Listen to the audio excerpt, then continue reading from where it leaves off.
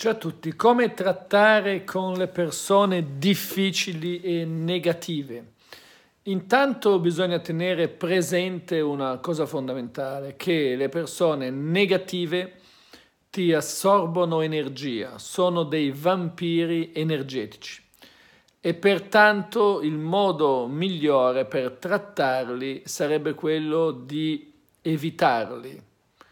Se li eviti non ti generano problemi. Anche perché tieni presente che a stare sempre o passare del tempo con una persona sempre depressa, sempre triste, sempre negativa, finirà che questa tristezza, questa depressione, questa negatività verranno trasferiti a te.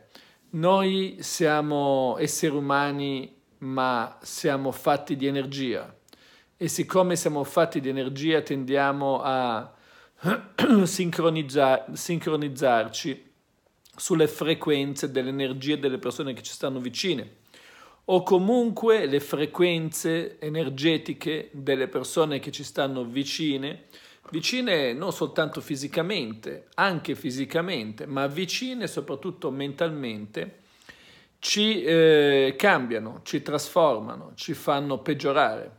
Quindi anche se siamo dei diamanti, ma siamo immersi nel letame, rifletteremo del letame. Quindi è importante per noi cercare di fare di tutto per tenere lontane le persone negative. E ripeto, quali sono le persone negative? Ad esempio sono tutte le persone lamentose, che si lamentano sempre, le persone perennemente tristi, le persone perennemente depresse, le persone che vedono la vita in un modo negativo, con una lente di ingrandimento negativa, che criticano tutti, che criticano anche te, che giudicano tutti. Insomma, persone che sono piene di veleni mentali, strabordano di veleni mentali, quali l'invidia, la gelosia, gli attaccamenti, l'arroganza, la rabbia, il rancore, il risentimento,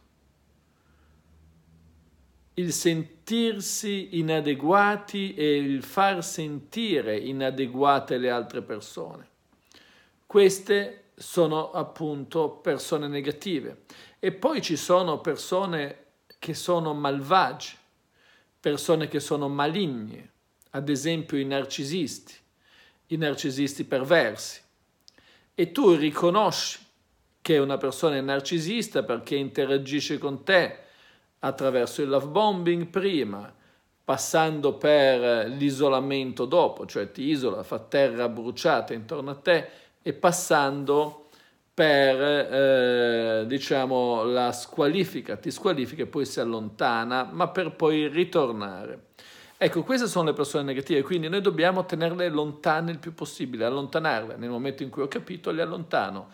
L'unico modo è dare indifferenza. Ora, ci sono casi per cui è più difficile, non dico impossibile, ma più difficile allontanarle.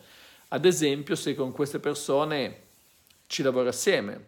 Ad esempio, se queste persone fanno parte della tua vita, perché magari sono i tuoi genitori o perché magari è tuo marito, tua moglie, col quale ci hai fatto pure dei figli e viene difficile separarti, anche se in questo caso è possibile farlo. Allora, oppure sono i tuoi figli, ad esempio.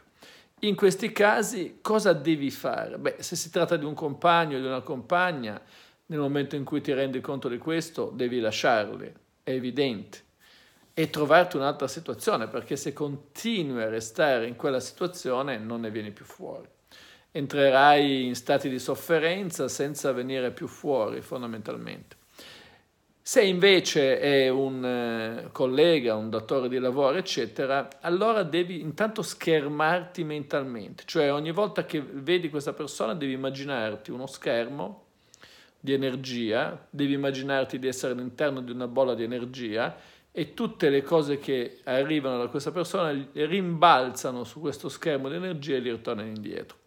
Inoltre non devi prestare attenzione alla sua parte emotiva, devi vederlo o vederla come se fosse un elettrodomestico, come se fosse un frigorifero, anche se è tua madre, tuo padre, tuo figlio, vederlo come se fosse un elettrodomestico e diciamo interagire per il minimo indispensabile, quello che è necessario interagire per portare avanti una relazione che non può essere chiusa, che non può essere troncata, che non può essere eliminata.